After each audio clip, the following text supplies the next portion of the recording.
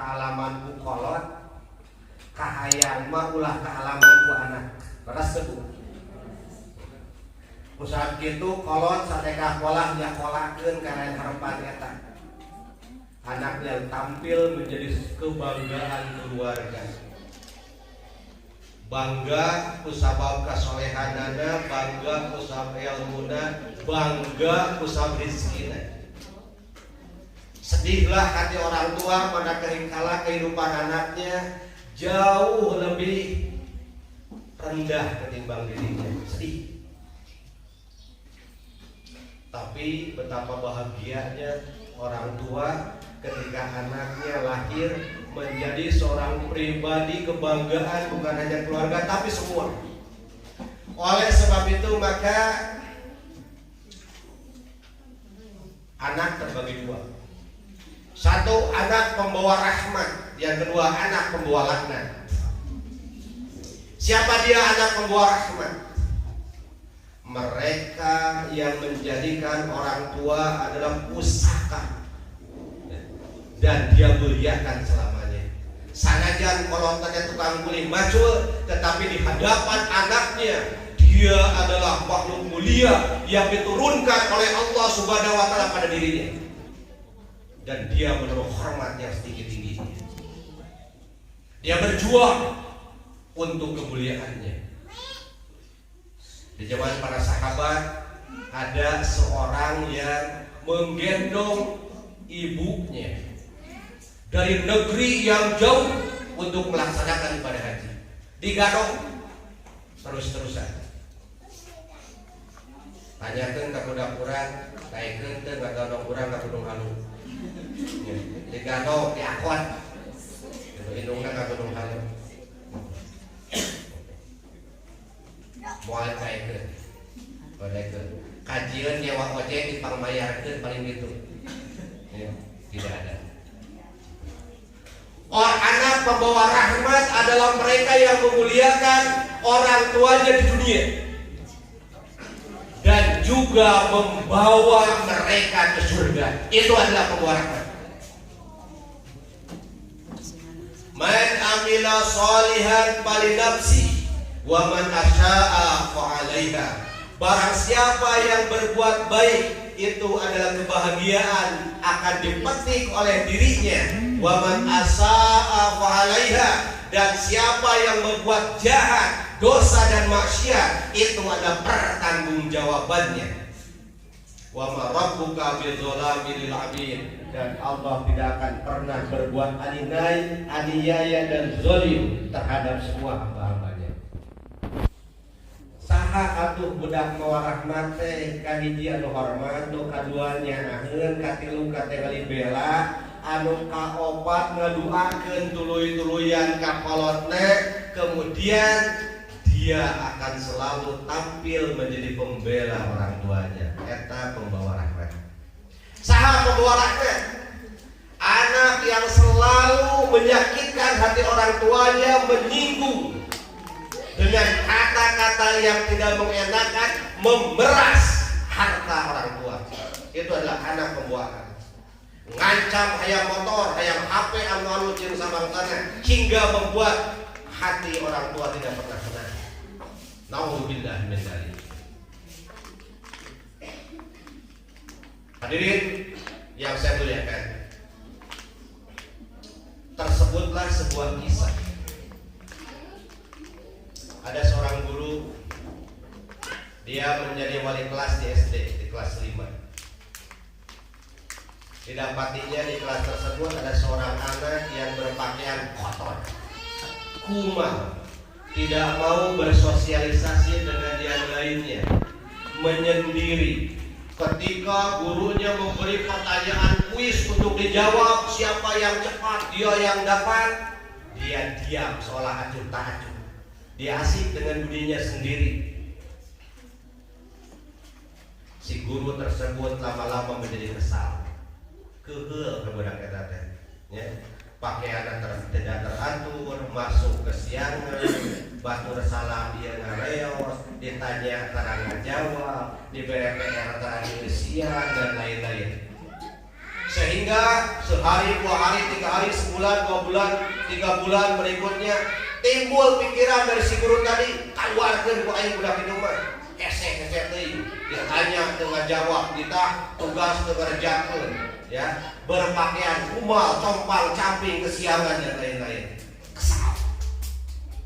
Kemudian pikiran si guru teh terpusat pada pikiran budak eta. Lalu dibukalah catatan-catatan sebelumnya. Ketika kelas 4 di sana disebutkan, ya, ketika kelas 1 disebutkan anaknya ramah, pinter dan sosialisasinya bagus. Naik ke kelas 2 juara kelas.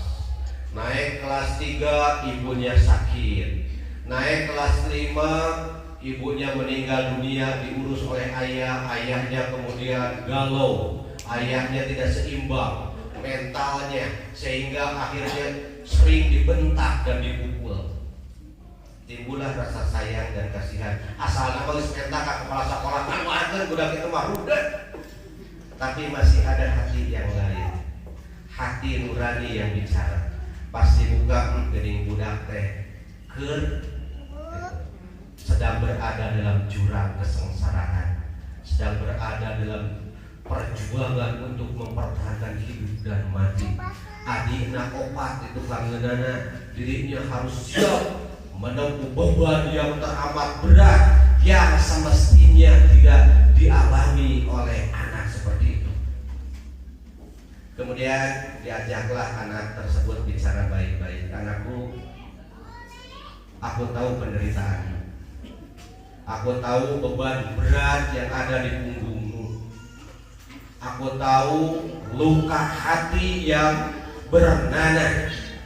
Sekarang tidak baik kita harus jatuh di dalam kesengsaraan, jatuh di dalam hitamnya kehidupan. Mari kita bangkit. Besoknya diajar setelah belajar sore, setelah anak pulang, dia diajar 1 menit, 2 menit, setengah jam, 1 jam. Tidak lupa si guru tadi membawa nasi bekal. Lebih kerja dia nyarap telah bisa can mama. Kemudian yuk diajar. Dibangunlah hatinya, dibangunlah mentalnya. Lambat laun si anak tersebut akhirnya ada wajah-wajah ceria. Ayah wajah-wajah bercahaya kembali di anak tersebut. Dia mulai belajar tersenyum kembali.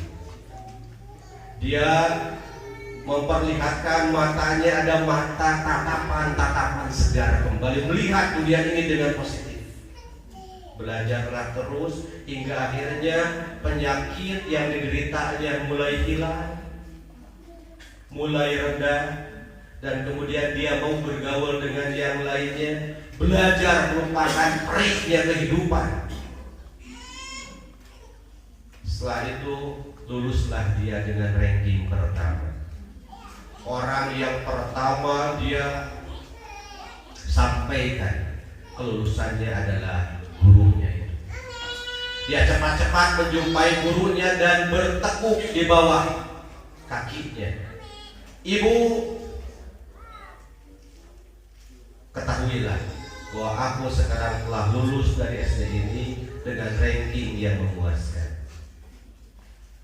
Ibu, berkat engkaulah aku menjadi hidup kembali setelah menjadi tulang belulang dan tidak bernyawa. Ibu, hanya terima kasih yang aku berikan kepadamu. Dan mohon doanya supaya aku bisa melanjutkan sekolah ke yang lebih tinggi lagi. Si ibu guru tadi menangis. Air matanya bercucuran meleleh membasahi matanya, membasahi pipinya. Kemudian kata dalam hati si ibu tersebut, kalaulah waktu itu aku keluarkan dengan kekesalan, maka anak tersebut hari ini dia tetap berada dalam penjajahan penderitaannya. Untung hati nuraniku bicara hingga sejuta persoalan yang menghimpitnya bisa terjawab dengan lega. Diterimalah dia di salah satu SMA favorit di kota. Dia belajar sungguh-sungguh untuk merubah nasib yang menghimpit dirinya.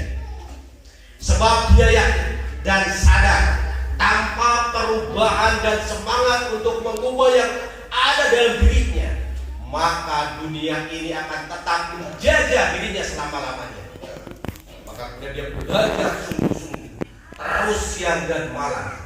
Orang lain teman-temannya bermain, dia tidak. Gunakan waktu sedetik pun untuk belajar. Tidak pernah dia meninggalkannya selamanya. Hingga akhirnya di kelas 3 ketika kelulusan, dia lulus dengan predikat terbaik. Dikirimkanlah surat kepada ibu guru tersebut. Bunda, berkat pertolonganmu waktu itu, aku kini lulus menjadi yang terbaik. Terima kasih Bunda, engkau adalah malaikat yang dikirimkan oleh Allah untuk menyelamatkan diriku dari puing-puing kehancuran. Engkau korek-korek tanah dan ambil diriku juga engkau basuh dengan air yang bersih, hingga akhirnya aku menyala dan bersinar kembali. Tanpa engkau, aku bukan apa-apa. Tanpa engkau, mungkin aku hari ini sedang mengangkat tangan meminta belas kasihan pada semua orang. Tapi Allah mengirimkan engkau untuk menjahit diriku, untuk mengangkat diriku dari kubangan itu. Terima kasih tiada terhingga untukmu Bunda, dari aku anakku. Dilanjutkanlah dia ke SMA, kemudian mendapat predikat dan kelulusan terbaik juga. Orang pertama yang disuratinya adalah gurunya. Bunda, kini aku telah lulus dari sekolah menengah atas dengan predikat lulus terbaik. Terima kasih aku sampaikan kepadamu dari lubuk hatiku yang paling dalam atas jasa-jasa tiada terkiramu kepadaku saat itu. Tanpa engkau, aku hari ini adalah manusia tak berguna.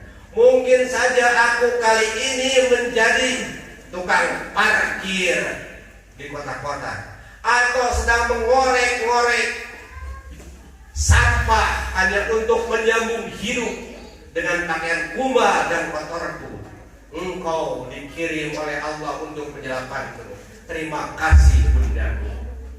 Aku mohon doa kepadamu untuk melanjutkan lebih tinggi lagi. Dan kemudian dia diterimalah di sekolah kedokteran. Belajar terus tidak henti. Dengan doa kepada Allah dan tawakal, sabar menjadi senjata kehidupannya. Hingga akhirnya di tahun keempat dia dinyatakan lulus sebagai seorang dokter. 2 tahun kemudian datanglah surat kepada guru penyelamat tadi. Ditulis di sana, Ibunda, ini dari aku anakku. Aku berterima kasih sekali lagi atas pertolonganmu memberikan lampu dan cahaya di kegelapan itu. Bunda, ketahuilah bahwa aku kini telah menjadi seorang dokter.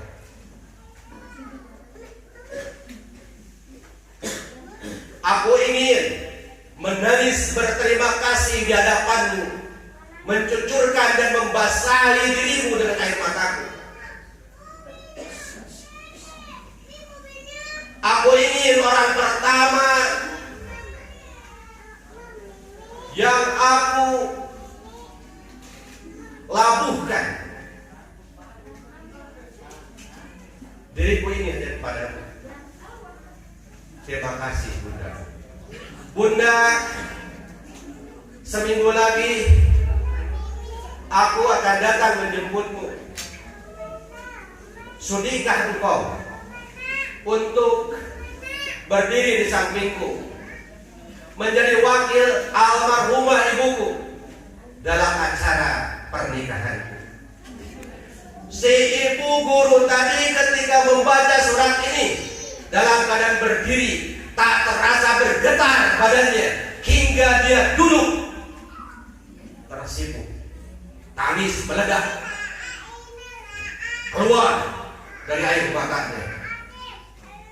Dia menyampaikan, terima kasih Tuhan, terima kasih Allah, Engkau bimbing aku waktu itu hingga kebahagiaan ini aku dapatkan. Kepada kebahagiaan yang ditandai dengan air mata kebahagiaan, bukan air mata sedih, bukan air mata nelangsa, bukan air mata kesengsaraan, tapi air mata ini adalah air mata mutiara yang datang dari kebahagiaan. Datanglah mobil yang bagus menjemputnya. Kemudian dibawalah ke hotel mewah. Dibukalah pintu hotel tersebut. Berdirilah si anak itu menyambut kedatangan bu guru tadi. Kemudian dia sungkem dan memeluknya dengan hormat. Maka pecah tangis berikutnya di sana. Kenapa? Karena kebahagiaan yang tiada terhingga. Semangat ini pula yang harus muncul di guru-guru MA Najwa, sehingga menjadi penyelamat generasi berikutnya. Semangat ini yang harus muncul dan tertanam kuat, menjadi lampu yang menerangi masa gelap generasi, diganti dengan terang benderang. Kalau ada 1000 anak yang sukses, maka camkanlah ada peran kita di dalamnya. Semangat ini pula yang kami titipkan kepada kelas 12 yang sebentar lagi turun, yang sebentar lagi keluar. Jadilah pribadi-pribadi anak pembawa rahmat yang menjadi kebanggaan bagi dirimu, kebanggaan orang tuamu, dan kebanggaan lingkunganmu. Jadilah anak yang soleh. Ilmu telah kalian dapatkan. Walaupun dengan suasana belajar pandemi, kita sembunyi-sembunyi dalam belajar, tapi tidak mengurangi arti itu semuanya. Yang jelas kesolihan yang kami harapkan. Rabbana hab lana min azwajina wa dzurriyyatina qurrata a'yun. Ya Allah, limpahkanlah kepada kami, anugerahkanlah kepada kami, karuniailah kami pasangan-pasangan dan anak cucu yang qurrata a'yun, yang memiliki kesolehan tertinggi.